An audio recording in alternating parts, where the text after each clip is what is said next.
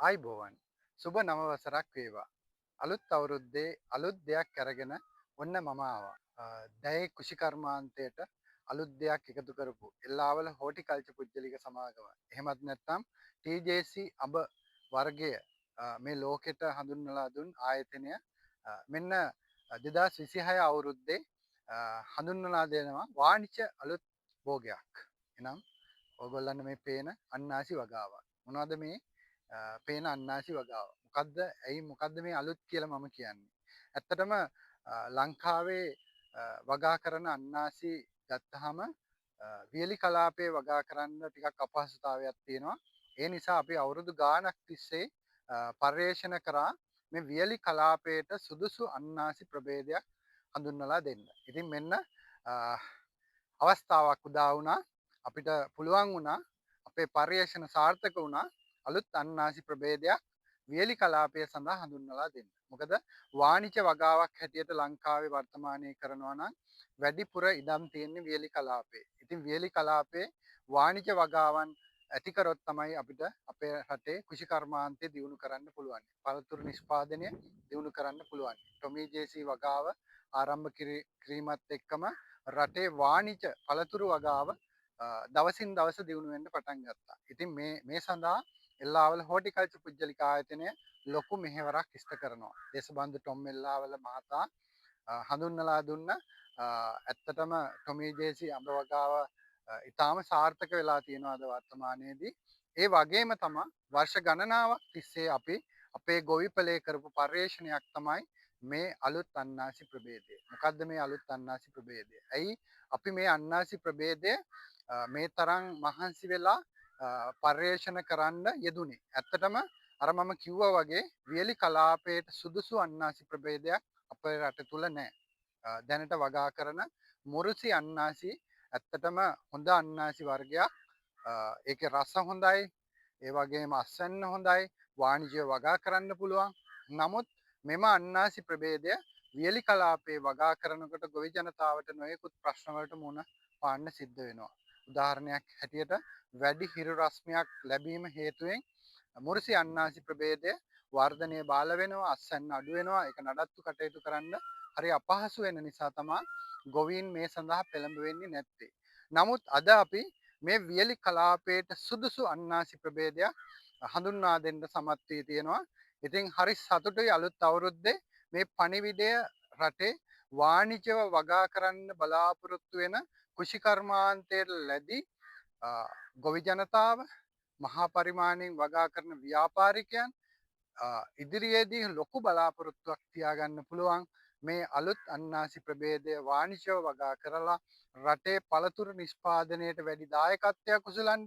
ඒ විතරක් නෙවෙයි මෙම අන්නාසි ප්‍රභේදය ඇත්තටම අපනයනය සඳහා ඉතාම සුදුසුයි. වෙනත් රටවල විශේෂයෙන් ශුෂ්ක රටවල එහෙම නැත්නම් කාන්තාර රටවල් වල වැඩිපුර වගා කරන අන්නාසි ප්‍රභේදයක් මේක. නම කිව්වොත් කවුරුත් දන්නවා MD2 කියන ප්‍රභේදය.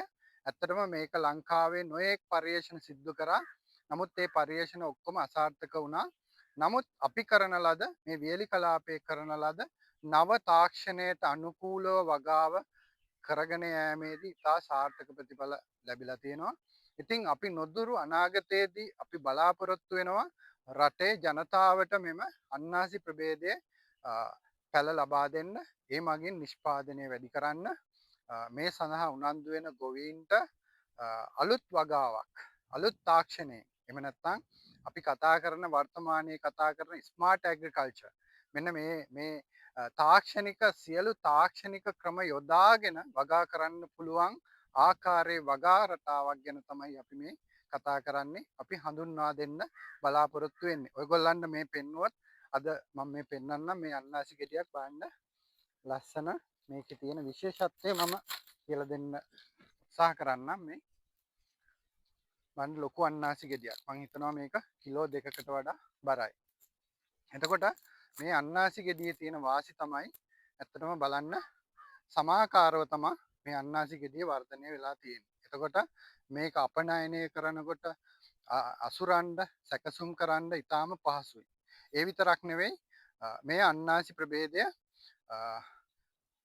මගින් කරන නිෂ්පාදන අතුරු නිෂ්පාදන සඳහා කර්මාන්ත ශාලාවක කරන අතුරු නිෂ්පාදන සඳහා යොදා ගන්න ඉතාම පහසුයි. ඒ කියන්නේ අපතේ යන ප්‍රමාණය ඉතාම අඩුයි. මේ බලන්න ඒකාකාරව තියෙනවා. එතකොට මේකෙන් අපිට ඉවත් කරන ප්‍රමාණය ඉතාම අඩුයි. එතකොට අපිට ප්‍රයෝජනයට ගන්න පුළුවන් ප්‍රමාණය වැඩි නිසා ආහාර සැකසුම් කර්මාන්තයට ප්‍රොසෙසින් කර්මාන්තයට මේක යොදා ගන්න පුළුවන්. ඒ පැත්තෙනුත් මේ අන්නාසි ප්‍රභේදයේ වාසි තියෙනවා. ඒ වගේම නැවුම් පළතුරක් හැටියට අපනයනය කරන්න පුළුවන්. මොකද විදේශ රටවල් වල ලොකු ඉල්ලුමක් තියෙනවා. ගොඩාක් රටවල පාරිභෝගිකයන් මේ අන්නාසි ප්‍රභේදය තමයි වැඩිපුර ආහාරයට ගන්නේ. ඉතින් අපේ රටෙත් මේක වගා කිරීමෙන් අපේ පැරණි මුරුසි අන්නාසි ප්‍රභේදයට කිසිම බලපෑමක් වෙන්නේ නැහැ. මොකද ඒක වියලි කලාපේ නෙවෙයි වගා කරන්නේ. ඒකේ තියෙන රසය, ඒකේ තියෙන ගුණය වෙනස්, මේකේ රසය වෙනස්, මේකේ තියෙන අනිකුත් ගති ලක්ෂණ වෙනස්. ඒ නිසා අපිට එම අන්නාසි වගාව සඳහා කිසිම බලපෑමක් වෙන්නේ නැත්නම් කෙනෙකුට කියන්න පුළුවන් අපේ රටේ තියෙන අන්නාසි ප්‍රභේදයට යම් බලපෑමක් වෙයි කියලා. නෑ, එහෙම වෙන්නේ නෑ. අපේ රටේ අන්නාසි නිෂ්පාදනයේ ප්‍රමාණවත් නෑ. කර්මාන්ත ශාලාවලට ප්‍රමාණවත් නෑ.